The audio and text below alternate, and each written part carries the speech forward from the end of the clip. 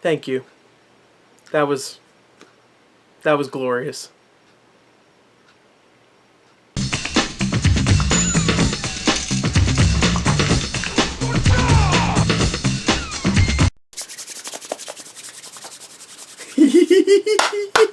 Yes.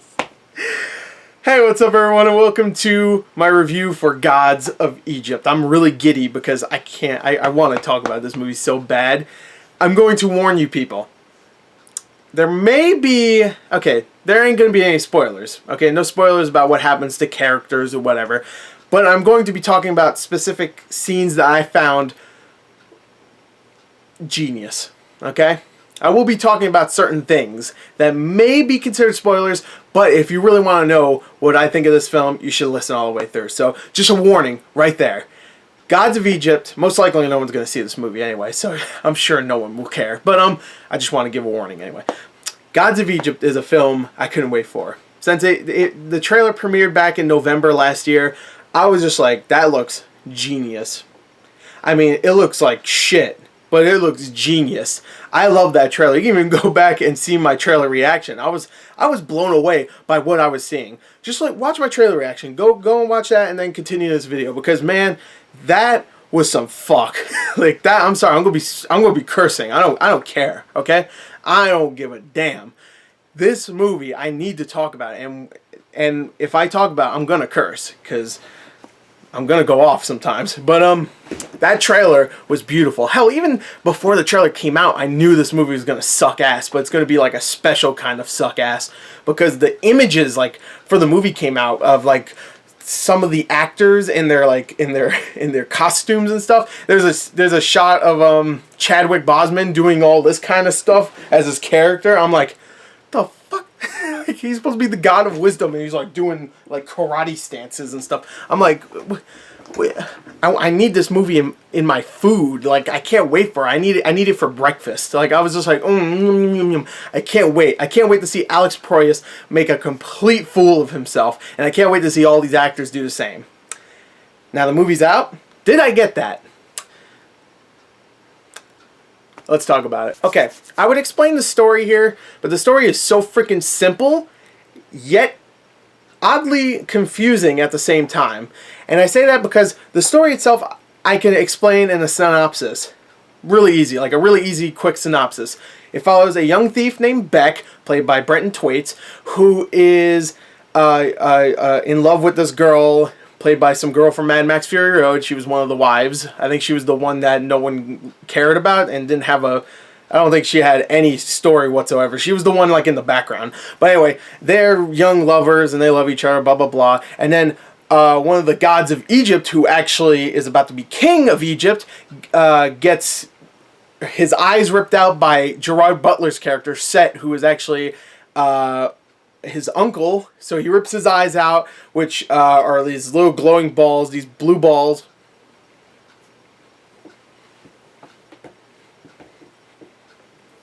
Blue ball 2. He holds him up like this too. He's like, "Oh, I got your blue ball eyes." And he puts it in a cave or some shit. I don't know. It doesn't matter. And Horus is like banished or some shit, and then a couple years later, Beck decides, you know, I'm a great thief. I'm going to steal his eyes back and give it to him. And along the way, his girlfriend is killed, and he thinks that Horus can actually bring her back, and he does this because he wants to bring her back. So he gives the eyes to Horus, and they're like, all right, we have to go and fight off Set, who's Gerard Butler, who's really angry. He's bronze-skinned. He's brown-faced. Gerard Butler went brown face for this movie. We have to go and get my girl back. And Horus is like, fine. So the story itself is not confusing. But let me tell you, along the way, you will be going, at least in your head, maybe you'll say it out loud and not notice it, but in your head, you will be thinking, what? Like, what? You'll be thinking that because the story itself is pretty simple and straightforward and easy to follow, and, you know, throughout the film it is. But things that happen in the film that might not even really relate that much to the plot, you'll be like, what the fuck is going on? There is a scene, and I'm not kidding, I am not joking here, with this Egyptian mythology film. There's a scene where Horace and Beck have to go into space to meet up with Horace's father, Ra, or grandfather actually, Ra, played by Jeffrey Rush, who has a bald head and a little white ponytail. It's really cute. And they go up there, and he is living on a spaceship,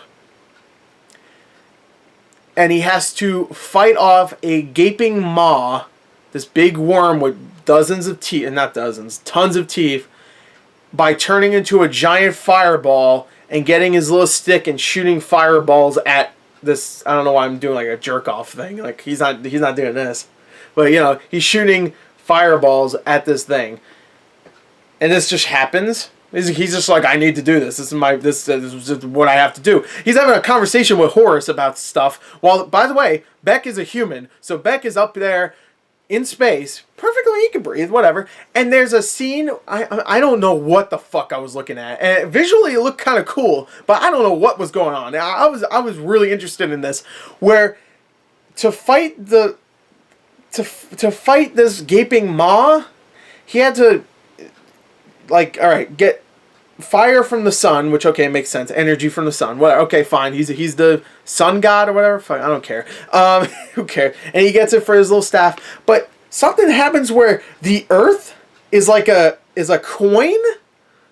Yeah, I'm not kidding. I don't know what the fuck I was looking at. I think what this movie's trying to say is that the Earth is flat. Because I swear it was the Earth. Maybe I was just seeing shit. Maybe I took drugs. I don't even remember. Which it could be a possibility after seeing this. Maybe I didn't actually even see the movie. Maybe I'm on drugs right now. Maybe I'm not even recording this review. Maybe I'm outside eating garbage. I don't know. I have no idea. But anyway, there's a scene where the Earth flips around and it's like a coin shape. It's like this. It looks like it's like a really thick coin, and it's flipping around. I'm not kidding. I don't know what the fuck I just watched. I was like, it's a good 5-6 minute scene where I'm just like, I don't know what's going on, but I love it. It doesn't make any sense. And you can tell Alex Price, who is a very visual guy, was trying to say something there, I think, but I don't know what it was. And you know what? I'm happy they didn't beat me over the head with like, this is what this means. I'm just like, fuck it. It's special effects. It kind of looks cool there. Everything in space, special effects wise, actually looks pretty cool, except the fire. The fire, first of all, fire wouldn't even work in space, but it's a god, whatever. But the fire looked pretty shitty. But besides that, like, the spaceship itself looked kind of cool. There's all this glowing yellow stuff around the spaceship, which is supposed to be water, I think, which looked kind of cool. The gaping maw itself looked really cool. There's actually some decent special effects here and there, but then there's some really bad ones. But anyway, that whole scene is a perfect example of why I love this movie and why this movie should be watched at least once with a bunch of friends drinking and having a good time, because you will go, what? All your friends will be like, what is going on? That scene in particular. There's a lot of other scenes where you're just like, this is goofy, dumb, doesn't make any sense. But that one scene is like, I want to watch that scene over and over again, because it really is like schlock, but like thoughtful schlock. Like, and visually interesting schlock, I guess. I was like, oh, what the fuck? But yeah, that's one scene. Maybe I shouldn't spoil any other scenes, because you should see this. But that one scene is glorious. And me explaining it doesn't do it any justice. You need to see that scene. And I do realize that I spent a good 4 or 5 minutes explaining one scene in the film that was about 4 or 5 minutes long, 6 or 7 tops. But I really had to talk about that. And that it's a great example of why this movie is so bad, but so good at the same time. And when you leave the theater, you might not realize it. You might be like, oh, that movie sucked dick. Or you might even be like, it was okay. You won't realize it, but you'll be thinking about some of those scenes and how ridiculous they are. They truly are. At least that one scene. If you're not thinking about that one scene, I'm still thinking about how, like, I don't even know what the... I'm still thinking about, like, what the fuck was the coin world thing? I was like, I don't know. I'm thinking about it, and I don't even know why. But, it really did blow my mind on so many levels. And the ideas, it really did remind me a lot of Jupiter Ascending, idea-wise, because there's so many silly ideas in Jupiter Ascending, but Jupiter Ascending had a really funny, not charismatic, but really funny, bad performance from Eddie Redmayne. Here, Gerard Butler isn't a great villain, but he's not a great villain, he's not really charismatic, he's not funny either. There's no really hilarious moments where he's like talking like this and then he gets loud.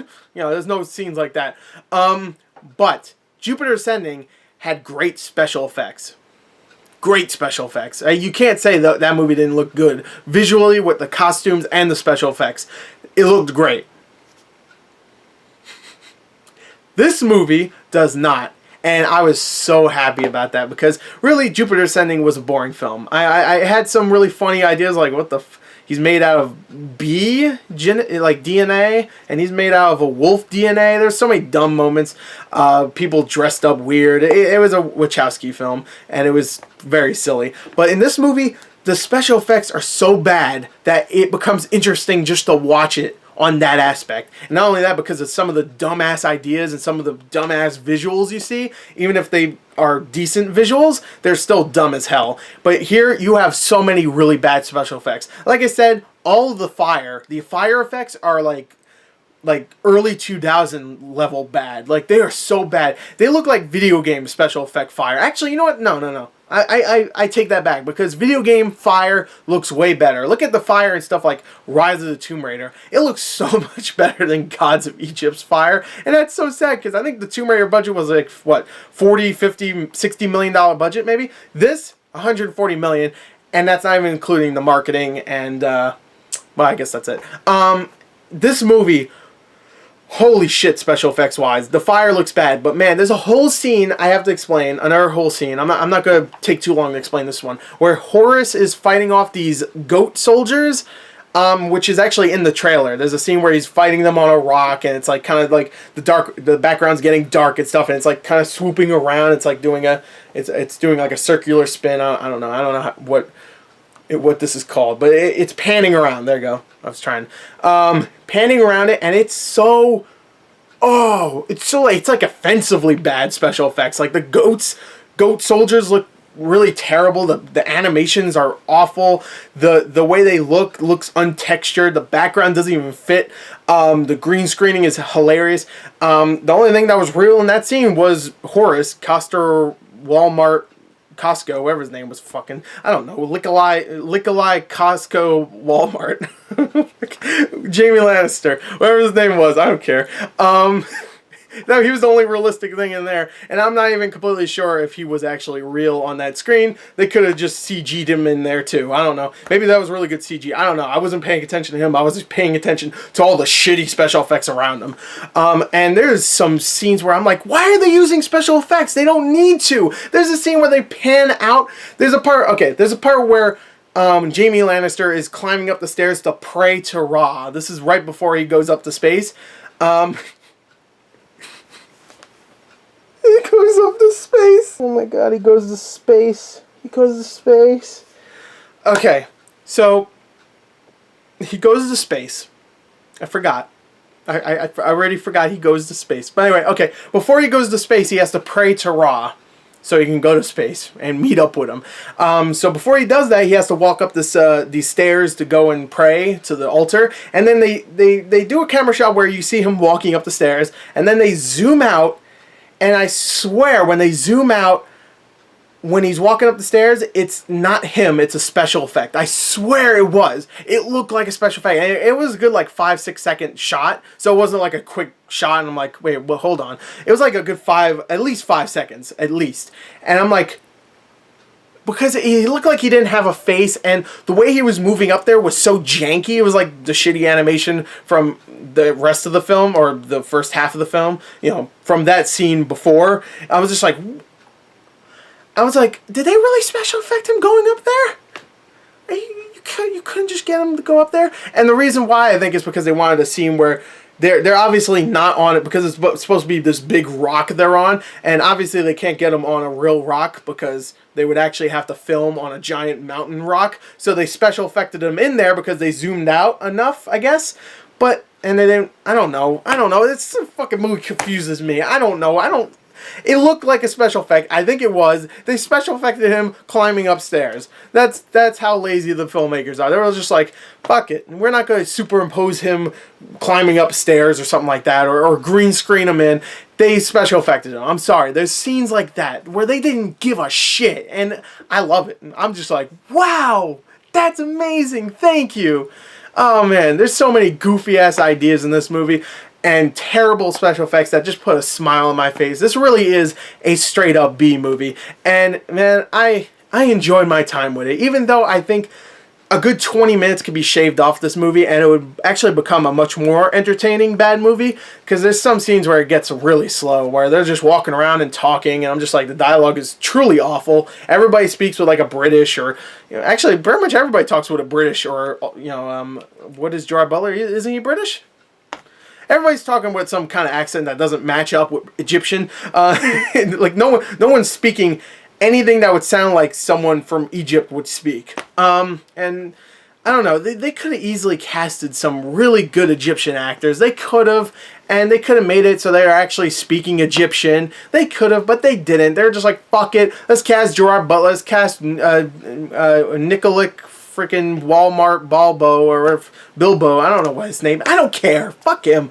And they cast the freaking white kid from The Giver, and they didn't give a shit, they didn't care. They were just like, fuck it, we'll put a bunch of silly special effects, we'll put some confusing special effects here and there, we'll have quick shots of special effects so you can't tell that they're truly awful, which I could, and I'm pretty sure everybody could. They were just like, fuck it, we don't care. And you know what, I'm glad they didn't, because if they did care and the special effects were really good, this would just be a forgettable movie. This would just be a forgettable bad movie. But because the special effects are so bad and some of the ideas are so insane, and even some of the performances, like Chadwick Boseman, or that's his name, Chadwick Boseman, who I love. I thought he was great in 42 and Get On Up, and he's going to be Black Panther too. I thought he was like really bad, but even his performance was so bad it was like kind of entertaining, and you could tell he was kind of doing that. He was like, I don't give a shit, I just want to be in this movie so I can say that I kind of saved it from being a primarily white cast, I think. I think he actually said that too. He was just like, alright, I'm going to play this character because he's God of wisdom, and I'm a black man. So, there you go. Screw you white boys. I don't think he said that, but whatever. Which I would gladly accept. If he said that, I'd be like, right on. I'm like, yeah. I agree. Screw me. But, they didn't give a shit. But I'm glad they didn't, because it ended up being a gloriously bad movie. It's so bad, so awful. It gets boring at times, but when it doesn't and it shines, boy, does it shine. It's an abortion of a movie. $140 million budget for this. It looks like a $20 or $30 million budget. I swear, there's times where I'm just like, they couldn't have made this for any more than 20 or 30 million. And from what I heard, a lot of the tax incentives made it so that if Lionsgate makes $10 million, they're in the clear. They've made their money back. So, bravo for you, I guess. I hope there would be a sequel. You know what? If there's a sequel, that would be great. I hope Alex Proyas comes back, and I hope he makes some more silly shit, because, man, this was a fun, good time. A bad movie, totally awful, but highly recommended if you like that kind of thing. If you can get into a theater with nobody in there, with a bunch of friends, I would recommend that, so just so you can go and laugh at the movie, point at the screen, go, what the fuck is that? It's a fun movie in that aspect, but it does get kind of boring here and there. And I can't just give it points because it's so bad it's good, because really, it's so bad it's good, but they just didn't give a shit. That's why it's so bad it's good. And I shouldn't say that about Alex Proyas. Obviously, he cared, because he had so many weird ideas in there that he wanted to, like, visualate. Is that a word? Display, I guess. And he is a very visual director, and I give him credit for that, because he definitely tried here and there, but I wouldn't even give him shit. I'm talking more like Lionsgate. Lionsgate was just like, who cares? That looks fine. Don't even render it any further. 20% rendered? That's fine. You don't need to fully render that. It doesn't matter. Push it out so you can make its $5 million at the box office. We'll make some money back. Whatever. Gerard Butler will star in another freaking Blank Has Fallen movie, and we'll go on with our lives. So anyway, there you go. That's my review. I have nothing else to say. It's a terrible film. If they wanted to make a sequel, I would be totally on board.